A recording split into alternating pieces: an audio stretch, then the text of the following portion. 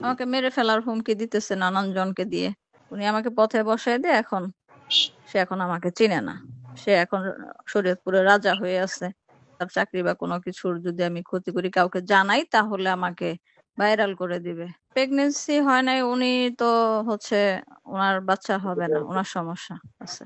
উনি আমার সাথে প্রেম ভালোবাসার সম্পর্ক করে আমার হাজবেন্ডকে ডিভোর্স দেওয়ায় তারপর বিয়ে করার কথা বলে আর কি দিনের পর দিন আমাকে এইভাবে সে ব্যবহার করছে এবং শারীরিক মানসিক নির্যাতনও করছে। তারপর সে এখন আর তার ফায়দা লোটা শেষ, এখন সে বিয়ে করবে না। আমাকে আমার ঘর সংসার সব কিছু থেকে বিতাড়িত করার পরে পথে নামিয়ে দিয়ে এখন সে বিয়ে করবে না। এই তো আমাকে মেরে ফেলার হুমকি দিতেছে নানান জনকে দিয়ে। তারপর আমার নামে মামলা করবে সেই হুমকি দিচ্ছে। আমার সাথে তো লাস্ট নভেম্বরে সে দেখা করার পর থেকে তো সে আমাকে মানে প্রতারণা তার ভিতরেই ছিল মনের মধ্যে, আমি বুঝতে পারি নাই। সে সে নিজে ছবিগুলা তুলাইছিল।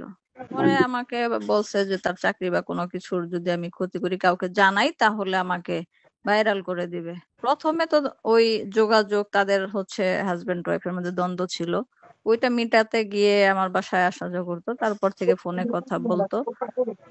এভাবে আস্তে আস্তে সে আর কি ধীরে ধীরে আমাকে আসক্ত করে।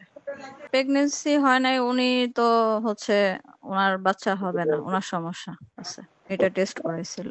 সর্বশেষ উনি তো কিছু বলেই নাই, বিয়ে করতে হবে। সে 2 বছর, 1 বছর 6 মাস, তারপর লাস্ট 3 মাস টাইম দিল। তারপরে সে এখন তারপর বলে তুমি যা করতে পারো করো, এসব বলে। আজে বাজে কথা বইলা টইলা হুমকি টুমকি দিছে আমাকে। ওনার জন্য 2টা সংসার নষ্ট হয়ে গেছে, আমার মায়ের সংসার, আমার সংসার। উনি আমাকে পথে বসায় দিয়ে সে এখন আমাকে চিনে না। সে এখন শরীয়তপুরে রাজা হয়ে আছে। তার এখন কেউ কিছু, আমি কিছুই করতে পারবো না। যা করতে পারো কইরো, এসবই বলতো।